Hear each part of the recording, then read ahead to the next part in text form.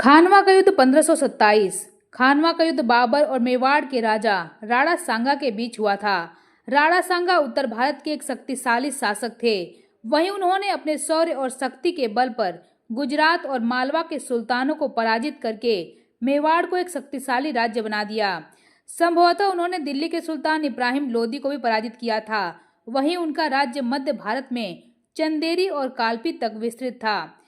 कुछ अफगान सरदार, जिसमें हसन खान मेवाती और महमूद खान लोदी, जो राणा से मिल गए थे, जिससे राणा की शक्ति अपने चरमोत्कर्ष तक बढ़ गई। लेकिन यह राजपूत अफगान मैत्री संबंध बाबर के लिए एक बड़ा खतरा साबित हो सकती थी। इसलिए बाबर को राणा सांगा की शक्ति नष्ट करना आवश्यक था। खानवा के युद्ध के कारणों के विषय में इतिहासकारों के अनेक मत हैं। बाबर ने अपनी आत्मकथा में राणा सांगा पर संधि तोड़ने का आरोप लगाया था। बाबर का कहना था कि राणा सांगा ने मुझे हिंदुस्तान आने का न्योता दिया और इब्राहिम लोदी के खिलाफ मेरा साथ देने का वादा भी किया, लेकिन जब मैं दिल्ली और आगरा फतह कर रहा था तो उसने पांव भी नहीं हिलाए। यह भी कहा जाता है कि खानवा युद्ध के पहले राणा सांगा ने बाबर के संधि प्रस्ताव को ठुकरा दिया था, जिससे क्रोधित होकर बाबर ने जिहाद की घोषणा की और सांगा पर विश्वासघात का आरोप लगाया। वास्तव में इस बात की कोई जानकारी नहीं है कि राणा सांगा ने बाबर के साथ क्या समझौता किया था, लेकिन राणा को उम्मीद थी कि बाबर मूक की भांति दिल्ली को रौंदकर लोधियों की शक्ति को छीनकर वापस समरकंद लौट जाएगा, जिसके बाद राणा को दिल्ली में हिंदू राज्य स्थापित करने का सुयोग अवसर प्राप्त होगा। लेकिन बाबर का भारत में जीत और रुकने के निर्णय ने परिस्थितियों को पूरी तरह से बदल दिया।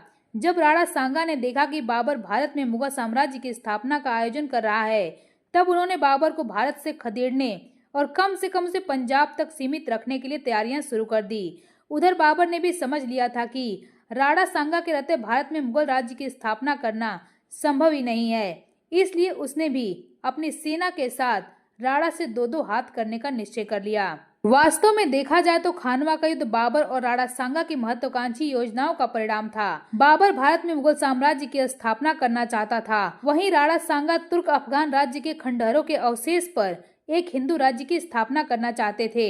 जिसके बाद बाबर से निपटने के लिए राणा सांगा ने एक संयुक्त मोर्चे का गठन किया, जिसमें कई राजपूत और अफगान सरदार शामिल थे। राणा सांगा के संयुक्त मोर्चे की खबर से बाबर के सैनिकों का मनोबल गिरने लगा, जिसके बाद बाबर ने अपने सैनिकों का मनोबल ऊंचा करने के लिए राणा के विरुद्ध जिहाद का नारा दिया।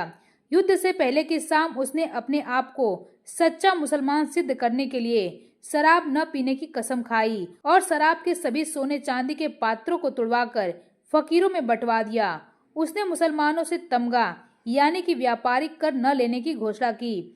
बाबर अपनी आत्मकथा में लिखता है कि सेना के साहस को बढ़ाने के लिए कुछ काफिरों के सिर काट दिए गए, जिसके बाद सैनिकों ने कुरान की शपथ ली। जिसके बाद बाबर अपनी रणनीति के अनुसार आगरा से 40 किलोमीटर दूर फतेहपुर सीकरी के पास खानवा नामक स्थान पर पहुंच गया और पानीपत की तरह बाहरी पंक्ति में गाड़ियां लगवाकर उसके साथ खाई खोदकर दोहरी सुरक्षा की पद्धति अपनाई। इन 3 पहियों वाली गाड़ियों की पंक्ति के बीच बीच में बंदूकचियों के आगे बढ़ने और गोली चलाने के लिए स्थान छोड़ दिया गया।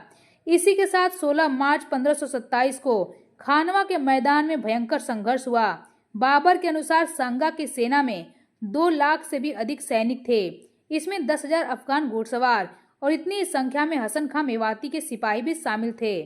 वहीं राणा के मुकाबले में बाबर की सेना निस्संदेह काफी छोटी थी। सांगा ने बाबर की दाहिनी सेना पर जबरदस्त आक्रमण किया।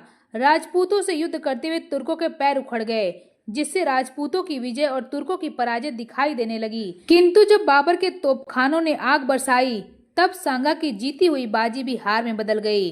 लेकिन इन सब के बावजूद भी सांगा और उनके वीर जवान अंतिम दम तक लड़ते रहे। बाबर ने राजपूतों के बारे में लिखा है कि वे मरना मारना तो जानते हैं, किंतु युद्ध कला नहीं जानते। अंत में सांगा की पराजय हुई और वह घायल हो गए, लेकिन किसी तरह अपने सहयोगियों द्वारा बचा लिए गए। राजस्थान के ऐतिहासिक काव्य वीर विनोद में सांगा और बाबर के इस युद्ध का विस्तार पूर्वक वर्णन मिलता है। खानवा का युद्ध जीतने के बाद बाबर ने गाजी की उपाधि धारण की। खानवा के युद्ध के महत्व को देखें तो खानवा का युद्ध भी पानीपत के युद्ध की तरह ही महत्वपूर्ण साबित हुआ। एक तो खानवा की पराजय से राणा सांगा के नेतृत्व में निर्मित राजपूत संघ पूरी तरह से नष्ट हो गया और 1528 में राणा सांगा की मृत्यु के बाद राजपूतों के पुनर्गठन की आशा भी समाप्त हो गई। दूसरे इस युद्ध ने बाबर की शक्ति और मुगल साम्राज्य की स्थापना को पूरी तरह से सुनिश्चित कर दिया। वहीं इसके बाद भी देखा जाए तो बाबर को कई युद्ध लड़ने पड़े, लेकिन ये सब साम्राज्य के विस्तार और अपनी शक्ति में वृद्धि के लिए थे। वहीं जब बाबर की शक्ति का केंद्र काबुल से हटकर हिंदुस्तान में आ गया और वह अपना शेष जीवन यहाँ साम्राज्य निर्माण में लगा दिया, तो यह अफगानों के लिए भी एक आघात था, क्योंकि खानवा में राजपूत और अफगान एक साथ लड़े थे और उनका उद्देश्य था आक्रमणकारी मुगल को भारत से बाहर निकालना। लेकिन खानवा की पराजय के बाद अधिकांश अफगान अमीरों ने या तो बाबर की अधीनता स्वीकार कर ली या फिर बिहार में एकत्रित होने लगे, जो आगे चलकर शेर शाह सूरी के नेतृत्व में हुमायूं को निर्वासित करने में कामयाब हुए।